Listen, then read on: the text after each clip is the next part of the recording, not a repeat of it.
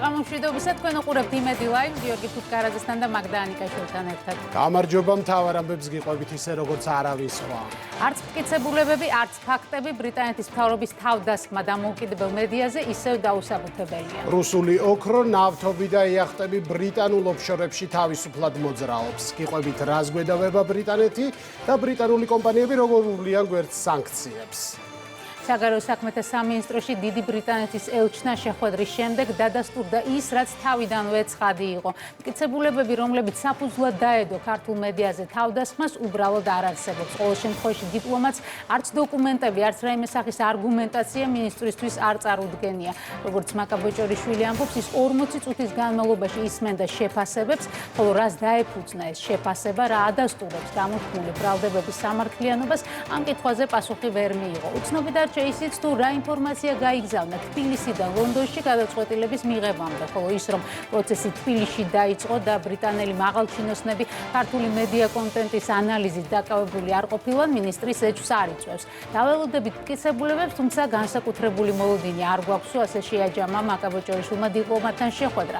რაც ეხება ბრალდებებს, თითქოს დამოუკიდებელი ტელეკომპანიები რუსეთს აძლიერებენ და ასუსტებენ უკრაინას, ხელისუფლებამ არ იზიარებს მედიის შეზღუდვას კი ქართულ საზოგადოებაზე თავდასხმად აფასებს. ქართულ ოცნებაში ელჩის უარგუმენტობა არ უკვირთ, ამბობენ, რომ ლონდონის გადაწყვეტილებით კიდევ ერთხელ გამოეშკარავდა ნაცმოძრაობის ბოლშევიკური დანოსების პრაქტიკა. უმრავლესობის წევრები მიიჩნევენ, რომ დიდი ბრიტანეთის მთავრობამ ნაცმოძრაების სასარგებლოდ იმ სპეცრაზმის როლი მოირგო, რომელმაც 2007 წელს იმედი დაარბია, თუმცა ამჯერად ამ თავდასხმას ეფექტი არ ექნება. უკრაინაში ომის ფონზე რუსეთთან ვაჭრობა არ შეჩერებულა. ის ბრიტანეთის ოფშორულ ჩრდილში გადავიდა და მილიარდები მშვიდად მოძრაობს. 2022-25 წლებში სულ მცირე 8 მილიარდი დოლარი ივაჭრეს რუსეთთან ბრიტანეთში რეგისტრირებულმა კომპანიებმა. 29,000 სავაჭრო ტრანზაქცია და რუსული ექსპორტის საკვანძო ჰაბი ბრიტანეთის ვირჯინიის კუნძულები, გიბრალტარი, ბერმუდისა და კაიმანის კუნძულები გახდა. ასორტიმენტიც მრავალფეროვანია, როსნეფტის ნავთობპროდუქტები, ფოლადი და ნახშირი, მათ შორის რუსეთის მიერ უკრაინის ოკუპირებული ტერიტორიებიდან, ასევე ნავთობისა და გაზის სექტორისთვის საჭირო აღჭურვილობა, ტყვია, თუთია და რა თქმა უნდა, ოქროს ზოდები, ვერტმფრენებისთვის საჭირო ნაწილები და იახტები. 3 წელში იახტების რუსეთში ან რუსეთიდან გადაადგილების 160 შემთხვევაა დაფიქსირებული. იახტების გადაადგილება კაიმანისა და ვირჯინიის კუნძულებზე დარეგისტრირებული შუამავალი კომპანიების მეშვეობით ხდებოდა. კვლევას საერთაშორისო გამჭვირვალობის ბრიტანეთის ოფისი აქვეყნებს და გამოთქვამს საფუძვლიან ეჭვს, რომ სწორედ ბრიტანეთის იურისდიქციაში მყოფი კომპანიები ეხმარებიან რუსეთს სანქციების გვერდისავლაში. ამ ფონზე როდესაც ხდება ქართულ საზოგადოებაზე ზეწოლა, ეს კითხვებს აჩენს, რა მიზანს ემსახურება ქართულ სახელმწიფოზე, ქართულ საზოგადოებაზე ზეწოლა და რა კავშირი აქვს საერთოდ რუსეთთან ბრძოლასთან. ვერავის დავეთანხმები იმაზე, რომ საქართველოსთან ასეთი დამოკიდებულებით რაიმე გავლენას ახდენენ რუსეთის დასუსტებაზე, ასე უპასუხა ბრიტანული კომპანიების მიერ სანქციების გვერდისავლაზე კითხვას საქართველოს საგარეო საქმეთა მინისტრმა. როგორც ცდილობდნენ საქართველოს ომში ჩათრევას, რა განცხადებებს ვისმენდით მეორე ფრონტთან და სანქციებთან დაკავშირებით, ვის რცხვენოდა მშვიდობის და ნატრობდა ბომბების ცეცხლს. დიდი ზეწოლა შიდა და გარე აქტორების მხრიდან, რომელსაც ქვეყანამ გაუძლო და ახლაც უძლებს გაიხსენა პარლამენტის თავმჯდომარემ. თუ როგორ გაჩნდა უკრაინაში ომის დაწყებიდან პირველივე დღეებში ცხინვალისა და სოხუმისკენ გასეირნების მოწოდება, თან გაიყოლეთ ტანკებიო გვაგულიანებდნენ კიევიდან, როგორც ჩავა პაპუაშვილი წერს, სოცმედია დღემდე ინახავს იმ 7,000 ქართველი სახელებს და გვარებს, ვინც ხელისუფლების წინააღმდეგ პოლიტიკური ზეწოლის ინსტრუმენტად იქცა და ამ სხვისი დროშის მოფრიალე ქართველებს კიდევ ბევრჯერ ვიხილავთ ხან მოლოტოვის კოქტეილის მხარდამჭერად, ხან ნეპალის სცენარის მომწყობად. უკრაინულ კოლეგას კი პარლამენტის თავმჯდომარემ მისწერა, რომ მეგობრობა ორმხრივია და ამ მეგობრობაში საქართველო პირნათელია. სიტყვას მართლაც აწვევა სჭირდება და ეს მიმოწერა არ შედგებოდა, რომ არა უკრაინის პრეზიდენტის გაუმართლებელი გადაწყვეტილებები, საქართველოს ელჩის გამოძევება, საქართველოდან ელჩის გაწვევა, სააკაშვილის მფარველობა და ცილის წამება ჩვენი ქვეყნის მიმართ. ჩვენგან განსხვავებით, უკრაინული დელეგაციები საერთაშორისო ფორუმებზე ქართველი ხალხის მიმართ მტყუილ გადაწყვეტილებებს უჭერდნენ მხარს. ეს ხდებოდა მაშინ, როდესაც ხელისუფლებამ ათობით ათასი უკრაინელი ლტოლვილი შეიფარა. ჯირთულები ორი ქვეყნის ურთიერთობაში შალვა პაპუაშვილმა რუსლან სტეფანჩუკის პასუხად გაიხსენა, რომელმაც საქართველოს მიერ გაეროს რეზოლუციის მხარდაჭერას ელემენტარული წესიერების მინიმალური დონე უწოდა. თუ საქართველო დაუყოვნებლივ მიიღებს სანქციებს, გამოაგზავნის ჯარს და მეორე ფრონტს გახსნის, ევროკავშირი მას საუკეთესო მეგობრად მიიჩნევს, მაგრამ ეს კატასტროფული იქნება თქვენი ქვეყნისთვის. ევროპარლამენტარი ტიერი მარიანი ევრობიუროკრატიას ამხელს. მარიანი ამბობს, რომ ურსულა ფონ დერ ლაიენის მმართველობისას ევროკავშირი იცვლება. ევრობიუროკრატიას სურს ყველა სახელმწიფოში ერთნაირი პოლიტიკის განხორციელება და არ სურთ, რომ ზოგმა ქვეყანამ იმოქმედოს საკუთარი ინტერესებიდან გამომდინარე. სწორედ ამიტომ არიან კრიტიკულად განწყობილები საქართველოს მთავრობის მიმართაც. ევროკავშირის ოცნებაა შეცვალოს მთავრობები, რომლებიც არ არიან ქალბატონი ფონ დერ ლაიენის კომისიის ხაზზე. ევროკომისიის ოცნებაა შექმნას ისეთი რეალობა, როგორც კომუნისტური პერიოდის დროს იყვნენ ერთნაირი მოქალაქეები, არ არსებობდა ერები, განსხვავება, იდენტობა, რომ მხოლოდ ისეთი ადამიანები არსებობდნენ, რომლებიც აკეთებდნენ იმას, რაც მათ სურთ. განუცხადა ქრონიკას ევროპარლამენტარმა. მისი თქმით, კომისიის ინსტიტუტში უნდა მოხდეს რევოლუცია და იგი დაუბრუნდეს ხელშეკრულების მთავარ მიზანს, რომ თითოეული ქვეყანა იმსახურებს პატივისცემას. ხოქი მივესალმებით იმედი ლაივის პირველ სტუმარს, პარლამენტის რეგიონული პოლიტიკის და თვითმმართველობის კომიტეტის თავმჯდომარე ირაკლი ქადაგიშვილი შემოგვიერთდა სტუდიაში. საღამომშვიდობისა. საღამომშვიდობისა. მადლობა, რომ ხართ დღეს ჩვენთან ერთად. რატომ აღიზიანებს ამ შემთხვევაში კონკრეტულად ბრიტანეთის მთავრობას, მაგრამ აქ ლაპარაკია იმ ძალებზე, დიდ კონსოლიდაციაზე, რომელიც იღებს ამ გადაწყვეტილებებს, თავისუფალი მედია, დამოუკიდებელი სიტყვა, რას ვაშუქებთ, რას ვლაპარაკობთ ამ შემთხვევაში, იმედი, პოსტივ, ისეც რაც მათთვის არის მიუღებელი. პირველ რიგში დიდი მადლობა, რომ მომიწვიეთ. ჩემთვის პატივი არის, რომ დღეს თქვენთან ერთად, იმედთან ერთად ვარ ეთერში.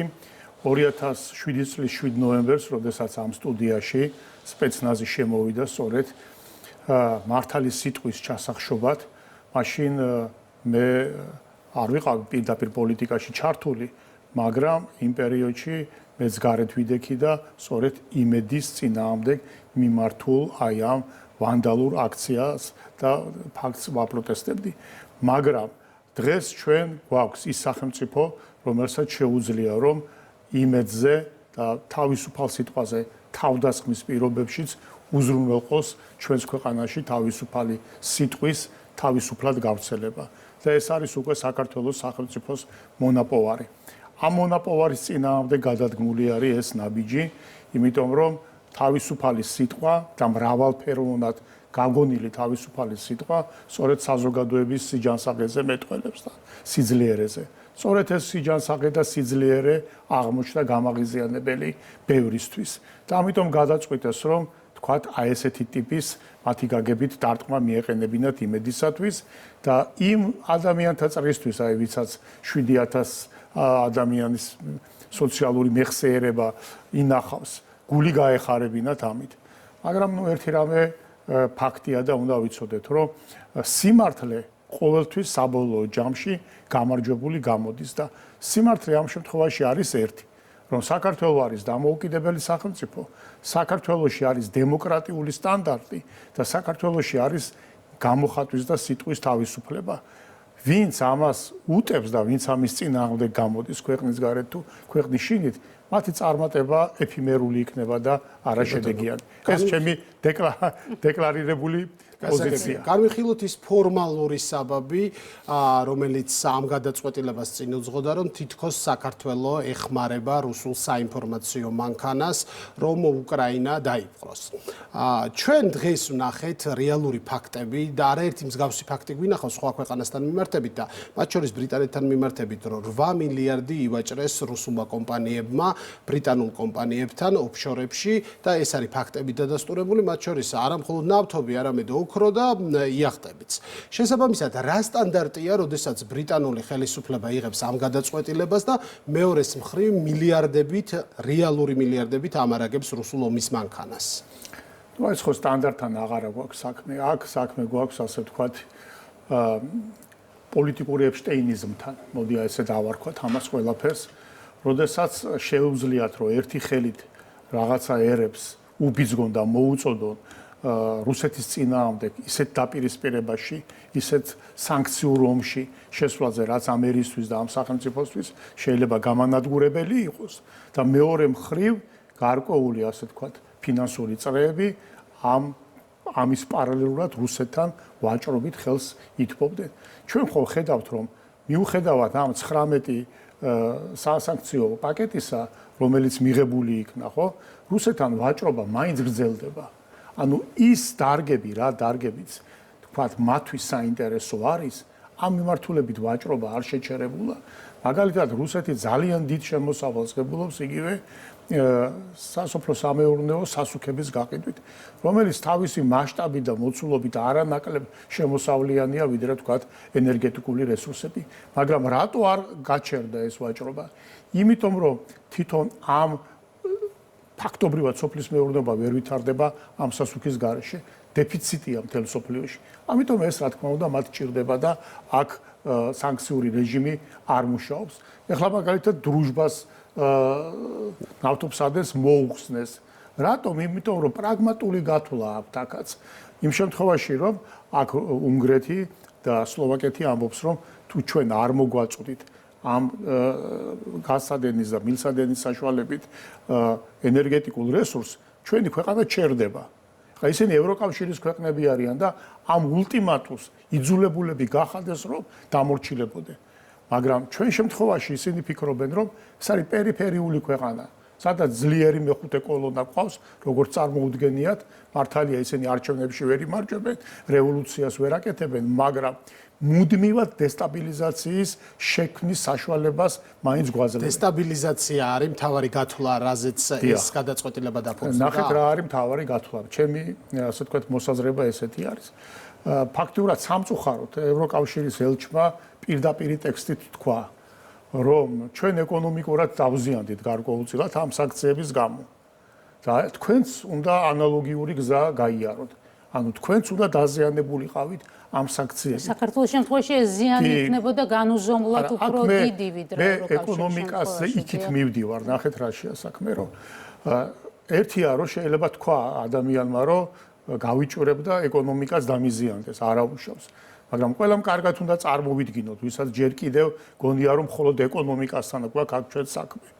აუცილებლად საქართველოს მხრიდან პირდაპირი სანქციის დაწესება რუსეთის წინააღმდეგ ეს არა მარტო ეკონომიკურ, ასე ვთქვათ, უმძიმეს სურათს დაგვიხატავდა. ეს მაშინვე ამას მოყვებოდა რუსეთის მხრიდან უმძიმესი პოლიტიკური გადაწყვეტილებები. კერძოდ ცხინვალის რეგიონის მათი გაგებით სამხრეთ ოსეთი მაშინვე იქნებოდა შეერთებული და შეყვანილი რუსეთის ფედერაციის შემადგენლობაში. ეს ხო ასე ვთქვათ, ზედაპირზე როდებს ისეთი ფაქტებია. მათ შორის ანალოგიური მოხდებოდა აფხაზებთან მიმართებაში. სულ მცირე სამოკავშირეო სახელმწიფოს წევრად გახდიდნენ. ანუ საქართველოს ფაქტობრივად ეცლებოდა მცირედი შანსიც კი, რომელიც დღეს არსებობს, რომ ჩვენი ტერიტორიული მთლიანობა მშვიდობიანი გზით აღვადგინოთ. ეს რისკები გააზრებული იყო დიპლომატების მხრიდან, იმ ადამიანების მხრიდან, ქართველების, საქართველოს მოქალაქეებს გულისხმობ, ვინც გამოდიოდა ქუჩაში და მოითხოვდა ამ სანქციებს, აცნობიერებდნენ და მაინც აკეთებდნენ ამ განცხადებებს, თუ იყო რაღაცა გაუაზრებელი კამპანია ემოციური თუ? მე ვფიქრობ, რომ გაცნობიერებული იყო იმ ადამიანების მიმართ, ვინც ამ ასე ვთქვათ, კამპანიის მესვეურები და სათავეში იდგნენ. იმიტომ არ შეიძლება, რომ ელემენტარულად, აი, პოლიტიკოსობაც არ ჭირდება, რომ ეს ვერ გაითვალო, თუ ამას რა შედეგები მოყვება. ვერ გაითვალო ის, რომ როგორ ხდებოდა საქართველოში რუსეთის მხრიდან გარკვეული პროვოკაციის მოწყობა, რომელზეც მერე საქართველოს ხელისუფლებები სხვადასხვა დროს ასე ვთქვათ, რეაგირებდნენ, რაც იგივე 2008 წელს რაც მოხდა, რაც მერე ფატალურად თავდებოდა საქართველოსთვის. დღეს, როდესაც ეს სრულმასშტაბიანი ომი მიმდინარეობდა, ეს უკვე აღარ იქნებოდა ლოკალური სამხედრო ოპერაცია რუსეთის მხრიდან საქართველოს წინააღმდეგ. ეს იქნებოდა სრულმასშტაბიანი დარტყმა საქართველოზე. მაგრამ თქვენი ოპონენტები ყოველთვის საუბრობენ იმაზე, რომ ეს არის ხელისუფლების შექმნილი მითი, რომ მოქალაქეები დააშინონ და ნაწილს მათ მხარდამჭერებს ჯერათ ამას. არა, ნუ რა არის, იცით რომ საერთოდ შეიძლება ყველაფერის ასე ვთქვათ მოდელირება, ხო? აი მარტივი მოდელირება წარმოვიდგინოთ. ჩვენ უწესებ რუსეთს სანქციებს. რუსეთი ხო რა თქმა უნდა საპასუხო სანქციებს გიწესებს, რომელიც ჩვენ ეკონომიკას უკიდურესად აზიანებს. კარგით, ეს გავიარეთ, ავიტანეთ. მოკლედ ეს ეკონომიკის ჩამოშლა და დაზიანება და მოსახლეობის კეთილდღეობის, ასე ვთქვათ, გაჩანაგება. მაგრამ ის ხო ამაზე არ ჩერდება. ის იწყებს კონტრნაბიჯების გადადგმას. პირველი კონტრნაბიჯი რა არის, ხო? ჩვენ ხო კარგად ვიცხეთ ეგრეთ წოდებული სამხრეთ ოსეთის მესვეურები რამოდენიმეჯერ დაბეჯითებით ითხოვდნენ, რომ რეფერენდუმი ჩაგვატარებინათ და რუსეთის ფედერაციის შემადგენლობაში მიგვიღეთ. ეს ერთ კვირაში დამთავრდებოდა ეს აბავი. საქართველოს რეაგირება რა უნდა ყოფილიყო ამაზე? ვეთანხმებით? თუ უძურად უნდა ხელები, ასე თქვათ, გაგვესავსავებინა. ამას ხომ მოყვებოდა მთელი რიგი პროვოკაციები ამ საოკუპაციო ხაზის მიმდებარე ტერიტორიაზე. მაგრამ რატომ არ არის ეს ახსნადი მათ შორის იმ გადაწყვეტილების მიმღები პირებისთვის, მათ შორის ევროკავშირში, რომლებიც დღეს საქართველოს აკრიტიკებენ? რატომ არ არის ახსნადი ის, რომ 30 კილომეტრში დგას რუსული ტანკები? იცით რა არის, რომ აქ აუხსნელობის პრობლემა კი არ არის და გაუგებრობის პრობლემა კი არ არის. შეიძლება ვიღაცა რომელიღაცა რიგითმა ევროპარლამენტარმა არც კი იცოდეს ნორმალურად და ხეირიანად რო იტყვიან სად ვართ, როგორ ვართ და რა პრობლემების წინაშე ვდგავართ. მაგრამ ვინც ამ გლობალურ პოლიტიკას განსაზღვრავს, იმათ ყველაფერი ძალიან კარგად იციან. იმათ კარგად იციან აგრეთვე საქართველოს შესაძლებლობები. მათ შორის სამხედრო, საბრძოლო, ასე თქვათ, შესაძლებლობები.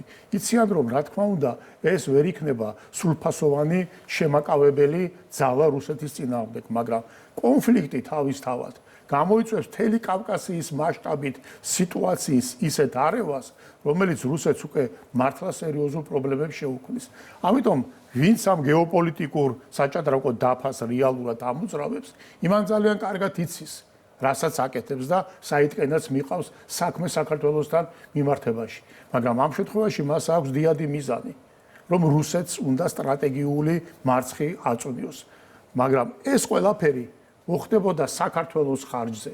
საქართველოს ამ სტრატეგიული, ასე ვთქვათ, გეგმის, აი თუ ჩვენ ამაში ჩავერთვებოდით და ნებისყოფა და პოლიტიკური გამჭრიახობა და პატრიოტიზმი არ გვეყოფოდა, მაშინ საქართველოს, რა თქმა უნდა, ისეთ ისტორიულ კრახს განიცდა, რომელიც შეიძლება აი რაღაცა თემურ ლენგის პერიოდს შევადაროთ. ეს სცენარი არ განხორციელდა. ეს სცენარი არ განხორციელდა, მაგრამ ჩვენ მეორესაც ვხედავთ, რომ ეს ომი უკრაინაში, რომ გვეგონა, რომ სწრაფად დამთავრდებოდა, მით უმეტეს ტრამპის ადმინისტრაციის, ასე ვთქვათ, ტრამპის მოსვლის შემდეგ ვერ სრულდება ადვილად.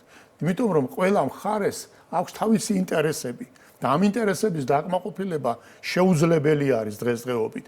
ამიტომ ევროპას თავისი ინტერესი აქვს და თვლიან, რომ ომის ტრამპისეული გეგმით დასრულება ნიშნავს მათთვის იდეოლოგიურ და გარკვეულ პოლიტიკურ კრახს, ამიტომ ისინი ამ გაგებით ომის დასრულების წინააღმდეგი არიან. რუსეთის პოზიცია ჩვენ ვიცით, რომ ითხოვს იმ დონბასის დარჩენილ ნაწილს და ამის შემდეგ თანახმა არის. უკრაინას გამოსავალი არ აქვს, იმიტომ მოაწერს ხელს და შიდა, ასე ვთქვათ, გადატრიალება მოხდება და სიცხლიანი დაპირისპირება. ამიტომ ამ ომს ჯერჯერობით დასასრული კონკრეტული არ უჩვენს. საქართველოსთვის რას ნიშნავს ომის გახანგრძლივება? ანუ ის ინტერესები რაც იყო ჩვენი ქვეყნის მიმართ უცვლელი რჩება? ანუ ეს ინტერესი რჩება უცვლელი ჩვენი ქვეყანასთან დაკავშირებით. უბრალოდ ამის, ასე ვთქვათ, რეალიზაციის პირდაპირი გზები არ აქვს. ამიტომ ისევ მიმართავენ აი ამ ნაცად ხერხს. ინსტრუმენტები გამოიყენება. პაიკების გადაადგილება, რა საშუალებები ინსტრუმენტები რა გამოიყენება. აი ნახეთ როგორი ამბავია. ევროკავშირის რეალური ინტერესი და იმ ძალების, რომელიც ასე ვთქვათ, ამ გეოპოლიტიკურ რუქას ალაგებენ, რო ყოფილიყო საქართველოს დემოკრატიული, სუვერენული სახელმწიფოს, ასე ვთქვათ, გაძლიერება, დაცვა, ხო? აქ ჩათვალეთ, რომ საერთოდ პრობლემა არ უნდა ყოფილიყო. იგივე 2024 წლის საპარლამენტო არჩევნების შემდეგ, ცოტა შორიდან ვიწყებ, მაგრამ საერთოდ სურათი უნდა მთლიანობაში იყოს დანახული, იმიტომ ერთი განცხადება არაფერს არ ნიშნავს, ხო? 2024 წლის საპარლამენტო არჩევნების შემდეგ ჩათვალეთ, რომ აქ რო ყოფილიყო ევროკავშირისგან ოდნავ გააზრებული, ნორმალური, პოზიტიური დამოკიდებულება, იქნებოდა ეს არჩევნები აღიარებული როგორც საეტაპოდ და კარგი არჩევნები. ეუთოს და ოდირის დასკვნა ამის ყველანაირ საფუძველს აძლევდათ. მაგრამ მათ სხვა შედეგი აინტერესებდათ. შედეგი, რომელსაც უნდა ისეთი ხელისუფლება მოეყვანა საქართველოში, რომელიც სულ მცირე 2008 წლის ავანტურის, ასე ვთქვათ, განხორციელებელი იქნებოდა. მაგრამ მათ მხარდაჭერილ ძალებს არა აქვთ ხალხის მხარდაჭერა. ჩვენ ნახეთ არჩევნები 2020 წელს, ნახეთ შედეგები, მაგრამ ჩემი კითხვა სხვა რამეში მდგომარეობს. მაშინ რა მექანიზმებით ეცდებიან ამ ძალების გაძლიერებას ახლა? აი, მე ჩათვალეს, რომ მათი პარლამენტში შესვლა არ დაუშვეს. ერთი მოწოდებაც კი არ გააკეთეს, რომ თქვენი ამორჩევლის ნების ესე უგულებელყოფა, როცა რეალური ფაქტი და არგუმენტი არ აქვს არჩევნების გაყალბებასთან დაკავშირებით, არის კონტრპროდუქტიული და არადემოკრატიული, ხო? მე ჩათვალეს, რომ ალბათ შეიძლება აქ ერთგვარი რევოლუციური სცენარის განხორციელება. ჩვენ ვნახეთ ამდენი მცდელობა და ბოლოს ყველაზე ესეთი აი გახსნილი ფაქტი, როდესაც 4 ოქტომბერს ევროკავშირის ოფიციალური წარმომადგენელი მიესალმა აქციას სახელმწიფო გადატრიალების ლოზუნგით და დამხობის ლოზუნგით და გამოიყვანეს მოლდოვას პრეზიდენტი ასე შემდეგ. ანუ ეხლა მათი მიზანი რა არის? მათი მიზანი ის არის, რომ სიტუაცია ნელ-ნელა დაძაბონ. რაში გამოიხატება ამ მიზნის რეალიზაცია? აი ეხლა მაგალითად ურსულა ფონ დერ ლაიენის განცხადება არის, ხო? რომ დემოკრატიის უკუსვლა და ასე შემდეგ. ანუ ადამიანები თვითონ წაქეზებით მიყავთ კანონის დარღვევამდე, მერე იძულებულია სახელმწიფო და კანონი რომ რეაგირება მოახდინოს ამაზე და მერე ეს უკვე ხელმეორედ გამოიყენება იმისათვის რომ აგერ თქვენ ყავთ პატიმრები თურმე. ანუ ესეთი მეთოდებით არის. რას ნიშნავს სასანქციო პოლიტიკა, ხო? სასანქციო პოლიტიკა მათ კარგად ესმით, რომ ამ შემთხვევაში ქართულ მედია სივრცეს ესე ვერ ჩაკეტავენ. თავისუფალი სიტყვა მაინც ითქმება და 2012 წლამდე საერთოდ არ არსებობდა თავისუფალი მედია. გახსოვს ხო? ერთ-ერთ სტუდიაში ესე იწყებოდა ახალი ამბები კეთდება აქ. და მე ყველას უნდა გაეტანა. დღეს მრავალფეროვნება არის. ამიტომ მე შემდეგი ნაბიჯი უნდა იყოს გარკვეული სხვა სანქცია. იმისათვის რომ ნელ-ნელა ქვეყანასთან მიმართებაში ეს უარყოფითი კონოტაცია გააჩეროდა. მე ვიმეორე. პოლიტიკა წლებია გრძელდება, მაგრამ ის შედეგი, რომელიც მათთვის სასურველია, მაინც ვერ დგება. ანუ აცდენა არის მიზნებსა და შესაძლებლობებს და რესურსებს შორის. აი, ამაზე რატო არ ხდება პრაგმატული მსჯელობა და რაციონალური გათვლა, ეს არის საინტერესო. იმიტომ ვერ ხდება, რომ ინერცია არის უკვე. არის გარკვეული ინერცია, რომლის გონივრულად შემოტრიალების უნარი უკვე იქ არავის აღარ აქვს. ამიტომ არის რომ ეს ყველაფერი ინერციით მიდის.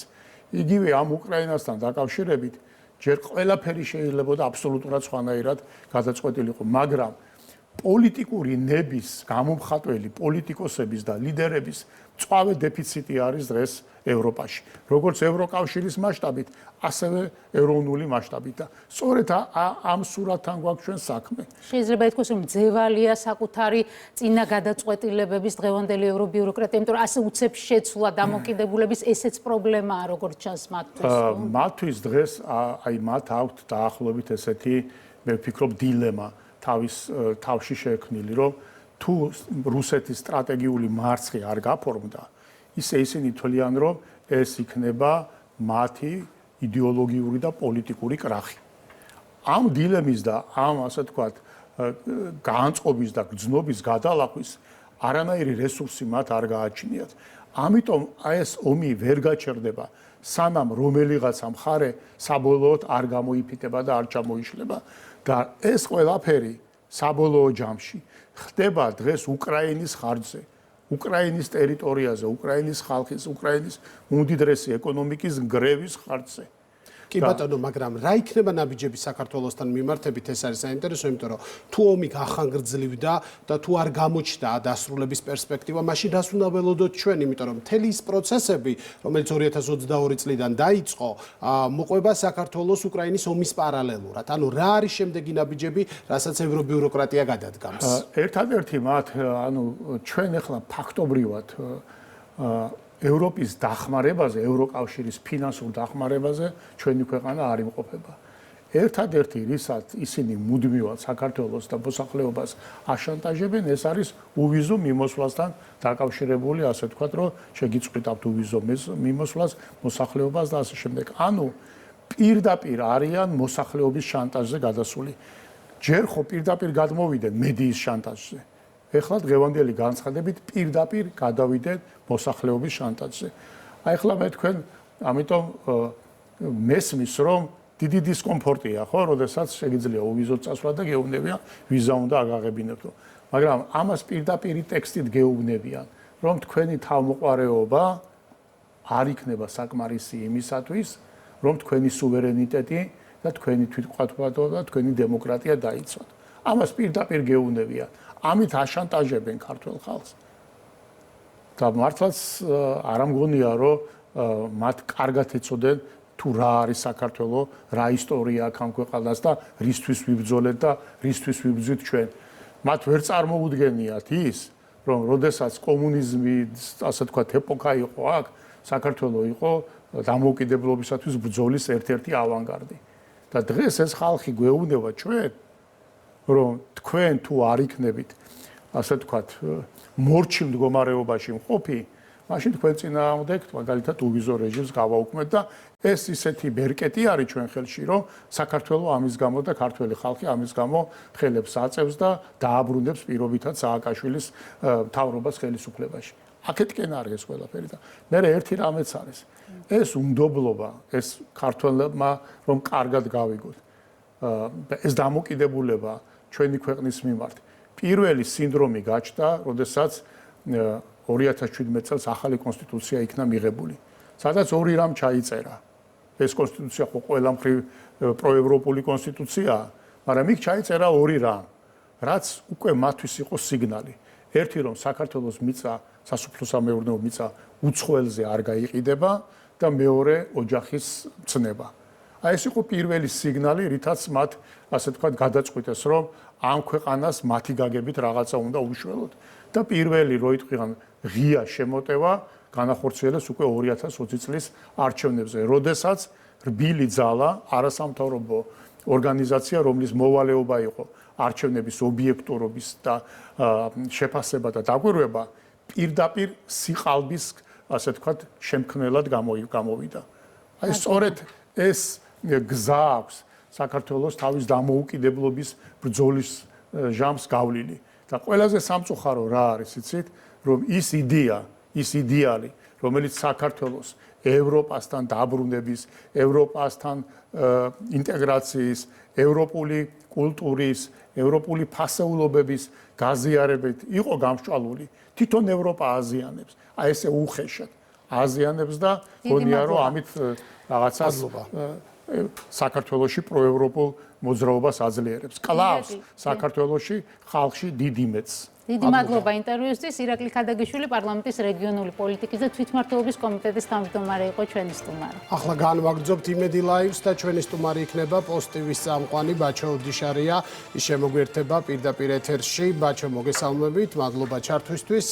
პირველ რიგში რა რეაქცია გქონდათ, როდესაც წაიკითხეთ ის მიზეზები, რაც ბრიტანეთის მთავრობამ დაასახელა? ну თავიდან fake news მეგონა იმდენად აბსურდული იყო ეს ყველაფერი. მაგრამ შემდეგ როდესაც დადასტურდა, დარჩა ამ კომიკურ გარემოში, იმიტომ რომ შეუძლებელია ხო სხვანაირად შეხედო მიზეზები არის, რომ პოსტივის და თქვენ ტელევიზიას გამოუწევია უკრაინაში დესტაბილიზაცია და წაურთმევია სუვერენიტეტი და დაუბრალებია კორუფცია და ასე შემდეგ, ხო? მაგრამ ნუ სანქციაზე რო ვისაუბროთ, ეს სანქცია გააზრებული არის, მე მგონი, ხო ყველასთვის, იმიტომ რომ მოდი ასე ვთქვი, სამშობლოს სიყვარულს და დაცვას აქვს იმაზე გაცილებით მაღალი ფასი და უფრო ძვირად ფასობს, ვიდრე ეს იქნება ნებისმიერი ტიპის სანქცია და ნუ ჩვენ შემიძლია ბევრი ადამიანის სახელითაც ვისაუბროთ, ჩვენ გააზრებული გვაქვს ეს ფასი და შესაბამისად ეს სანქცია არაფერს არ წარმოადგენს იმ ფასთან, რაც რის მზაობაც არსებობს, რომ ჩვენი ქვეყნის საკეთილდღეოდ გავიღოთ. ამიტომ არავის არ ქონია რაიმე ტრაგიკული ტრაგიზმის განცდა, რაღაცა ვაიმე რომ თავზე დაგვექცა, შევხედეთ ისე როგორც ძალიან სასაცილო ამბავს, იმიტომ რომ რეალურად ძალიან სასაცილო არის პოზიტივის და იმედს ედავებოდე რუსეთის დახმარებას უკრაინის ომში. თან ისე აკეთებდნენ ამას, რომ მაგასაც ხომ მიჩვეულება ყოველგვარი არგუმენტირების გარეშე, აგერ დღეს ბრიტანეთის ელჩმა საქართველოში ვერანაირი არგუმენტი ვერ წარმოუდგინა ჩვენს საგარეო საქმეთა მინისტრს. ანუ ვართ ამ რაღაცა კინკლაობის რეჟიმში თითქოს რაღაც ისეთი გაწიწმატებული შეყვარებულისგან, რომელიც მივატოვეთ და მას უნდა რომ დაგუბრუნდეს თავისი წესებით და არ გვინდა ჩვენ ტოქსიკურ ურთიერთობაში ყოფნა, ჩვენ გვინდა რაღაც ორმხრივი და ესეთი გამართული მეგობრული ურთიერთობა და ვინც ამას არ გვთავაზობს უკრაინა ექნება ეს თუ დიდი ბრიტანეთი, კარგად იყვნენ თავიანთ გზაზე, ჩვენ გავაგრძელებთ საკუთარი ქვეყნის სუვერენიტეტის. გასაგებია რომ ახლა ეს მიზეზები რაც დასახელდა სრული ფორმალობა და მე მგონი არავინ სერიოზულად ამას არ აღიქვამს, ისინიც კი ვინც მიესალმებიან ამ სანქციებს და თავდასხმას მედიაზე, ისინიც კი აცნობიერებენ, რომ ბრალდებები არის აბსურდული, მაგრამ ეს არის ფორმალობა. რა არის რეალური მიზეზი? ანუ რა არის ის მნიშვნელოვანი საქმე და ამ თავდასხმით დადასტურდა ალბათ, რომ ეს საქმე არის ძალიან მნიშვნელოვანი, რასაც ჩვენ ვაკეთებთ, რის გამოც აი ესეთი გადაწყვეტილებები პირდაპირ ლონდონიდან ჩამოვიდა თბილისში. რასაკვირველი, ანუ ეს არის სქემის პატარა ნაწილი. პრემიერმა კობახიძემ აღნიშნა ზუსტად, რომ ეს იყო პირველი გასროლილი და ფუჭად გასროლილი. ტყვია ფუჭად, იმიტომ რომ ამას არაფერი სერიოზული არ მოყვება, როგორც ჩვენი არხებისთვის, ისე ქვეყნისთვის, მაგრამ ეს არის, რა თქმა უნდა, დიდი გეგმის ნაწილი, რომელსაც შემდეგ მალევე მოყვა, ხო?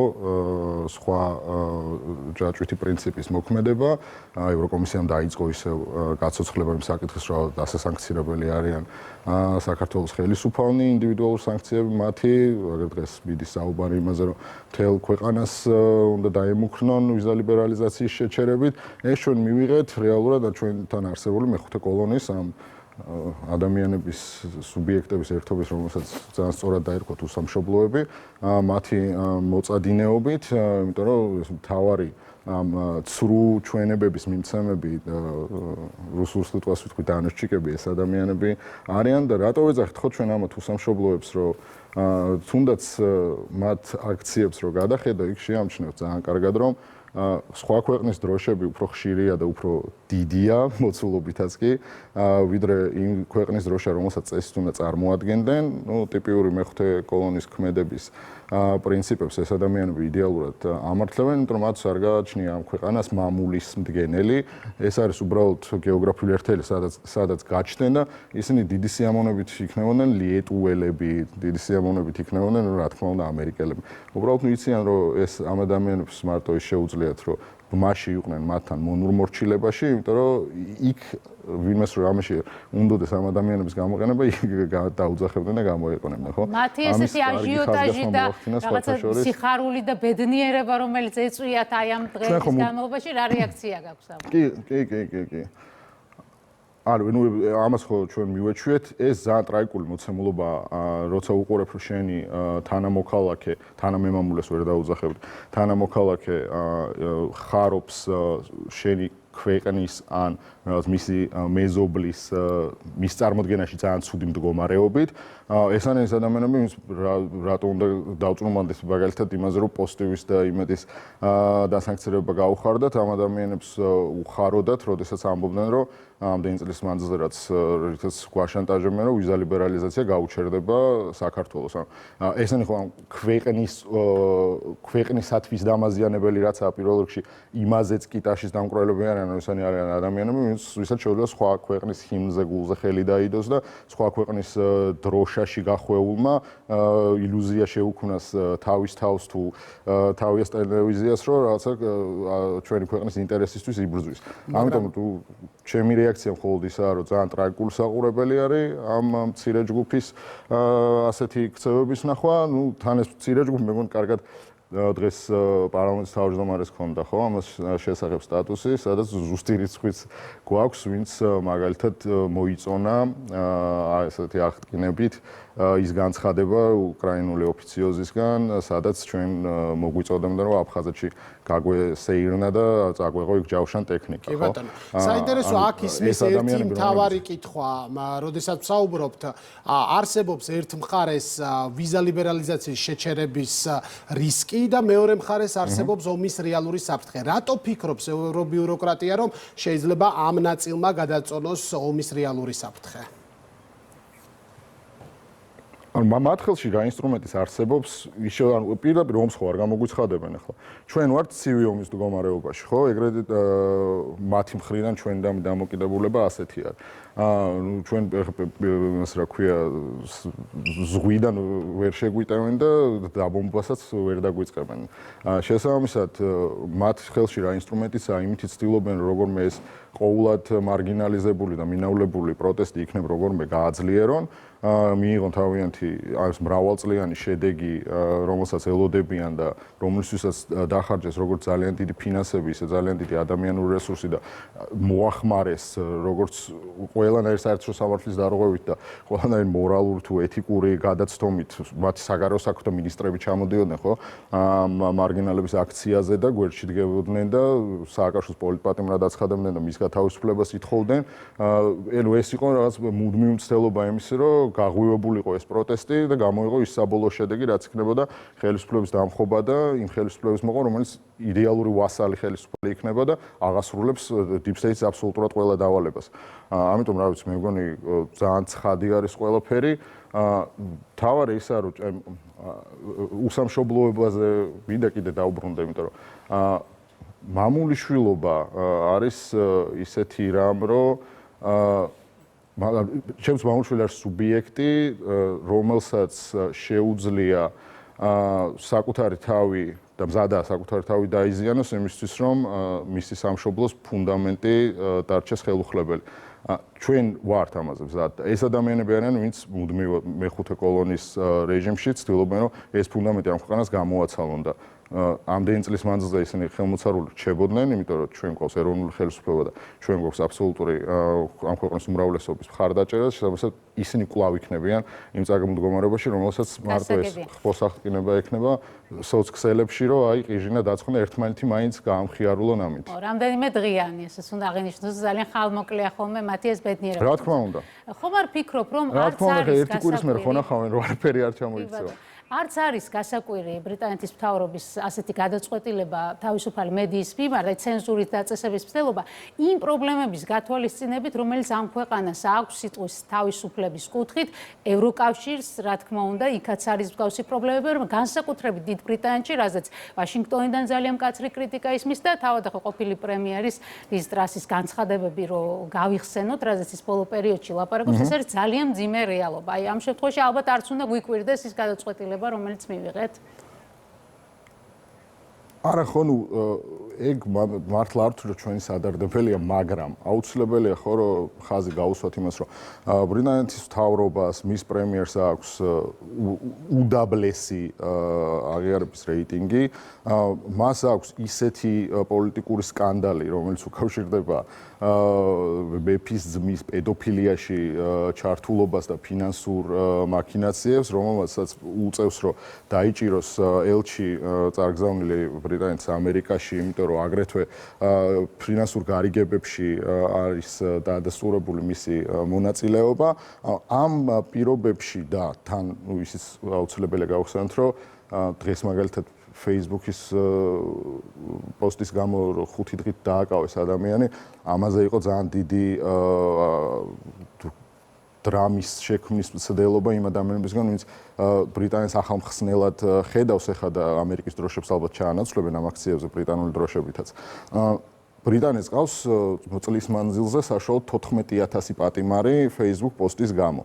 და ანუ ბოლო ყველაზე აბსურდული ის გახსოვთ, ხო, პინოქიო უწოდა მოხუცმა ადამიანმა სოციქსელში მათ პრემიერს და ამის გამო დაიწყეს ძიება ამ პიროვნებაზე და ანუ ეს მიმართება, რომ ჩვენ გვეპყრობიან ისე როგორც ეპყრობოდნენ მაგალითად ინდოეთს, როდესაც მისი კოლონიზაცია მოახდინეს, ხო, ну, აი, რა ვიცი, ალბათ წარსულის ცოტათი შეხსენება უნდა თავიანთი თავისთვის. ხო, და პლუს ჩვენ გვაქვს ეს BBC-ს დეზინფორმაციის ესეთი ძალიან მყირალა მაგალითი ეს კამიტის ლეგენდარული კამიტის ისტორიაც უნდა გავიხსენოთ. სწორედ იქიდან მოვიდა ეს რაღაც უცნაური ფეიკი, მართლაც ფეიკ მასალა, რომელმაც სადარო მაგ სერიოზული საპროტესტო ტალღა აეგორებინა, არაფერი არ გამოვიდა და ერთ დროს ძალიან მაღალი რეპუტაციის მქონე მედია საშუალება დარჩა, ასე ვთქვათ, რეპუტაციის ძალიან სერიოზული ზიანის, თავად მიიყენა ძალიან სერიოზული ზიანი და დარტყმა ამ ისტორიით, ხო? ესეც ალბათ კავშირშია ამ ყველაფერთან.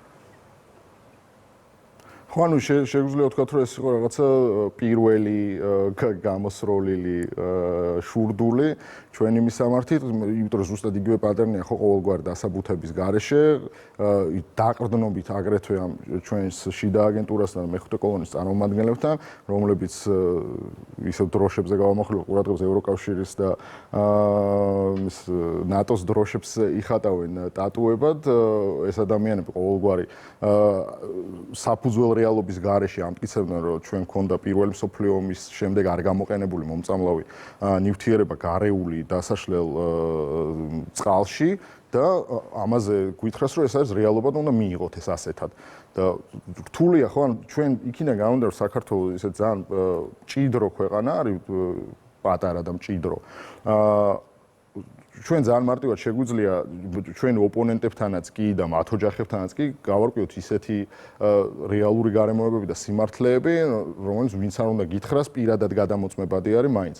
ჩვენს ირგვლივ არ არის ეს კამიტით მოწამლული არც ერთი ადამიანი და როგორ შეიძლება ხო BBC მიმტკიცებდეს, რომ კი შენ კამიტით მოწამლული და ქვეყანაში ვერ ვნახულობდე ერთ ასეთ ადამიანს, რომელსაც იქნება ბაჩო შემდეგი ნაბიჯი, იმიტომ რომ იყო საინფორმაციო კამპანია კამიტზე, არის სანქციები, რას უნდა ველოდოთ შემდეგ?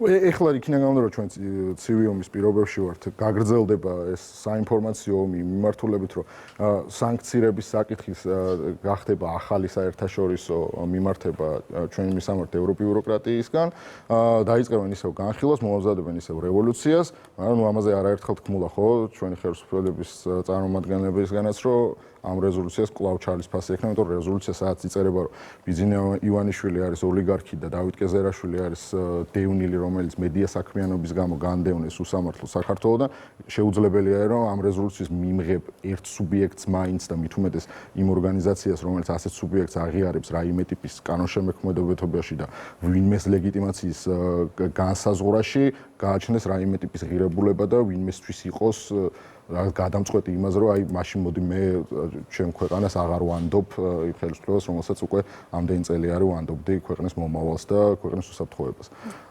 მე არ მაქვს არანაირი ისეთი მოლოდინი, რომ მომავალში რაღაც რადიკალურად უნდა შეიცვალოს ცუდისკენ, პირიქით, მე ბევრჯერ ვისაუბრეთ ჩვენ ეთერშიც, რომ ეს სანქცია იყო ძალიან დიდი აღიარება იმისთვის, რომ ესე იგი სერიოზული საფრთხე არის, როგორც ჩვენი ისე თქვენი ტელევიზია და ეს საფრთხეც რატო არის, ხო, იმიტომ რომ მათ ძალიან კარგად იციან, რომ აბსოლუტური უმრავლესობა ამ ქვეყნის ჩვენ გვისმენს, ჩვენ გვიყურებს და არის თანაზიარი იმ მოსაზრებების და იმედეების, რომელიც ამ არხიდან ჟღერდება და სამიზნე რეალურად არის ჩვენი აუდიტორია, შეიძლება ასეც ითქვას, ხო, რა თქმა უნდა, თავდასხმა განხორციელდა ტელეკომპანიებს, სამიზნე არის ჩვენი მაყურებელი. კი, რომელიც წარმოადგენს ქვეყნის აბსოლუტურ უმრავლესობას და ამ აბსოლუტურ უმრავლესობის იდეურ ერთობას. ანუ ჩვენ არ გვიყურებს, ხო, ახლა შეუძლებელი არის ეხლა ჩვენ გადაცემას კი, რა თქმა უნდა, უყურებენ უსამშობლო ადამიანები, მაგრამ შეუძლებელია რომ ეს თანხwebdriver-ში იყოს, ხო? ანუ ისინი იმათვის არგუმენტს ხო აზრი არ აქვს, ჩვენ რო არგუმენტით დაველაპარაკოთ და ფაქტით დაველაპარაკოთ და ასე რო ველაპარაკებთ, მათთვის მაინც არ არის, იმიტომ რომ მე ჯო ვილსონი გამოვა და იტყვის, რომ საქართველოში დიქტატურა არის და აი ჯო ვილსონმა თქვა, რომ საქართველოში დიქტატურა არის, როგორ შეიძლება ეხლა ჩვენი ნათქვამი ფაქტებით გამყარებული თუ არგუმენტირებული იყოს უფრო წონადი ვიდრე ვიღაც ამერიკელი კონგრესმენის, რომელსაც აგრეთვე 50 დროშასთან ერთად შეუძლია გადაიღოს ფოტო და ისიც შეგვიძლია ვთქვა, რომ ამერიკისთვის არის უსამშობლო. მადლობა ბაჩო. ამიტომ ხო, მადლობა პირიქით თქვენ. მადლობა ჩართვისთვის. პოსტივის წამყვანი ჩვენი კოლეგა ბაჩო ოდიშარია საუბრობდა იმედი ლაივის პირდაპირ ეთერში. ხենց იმედი ლაივი ამით დასრულებულია, დავბრუნდებით 4 შაბათს. ნახვამდის.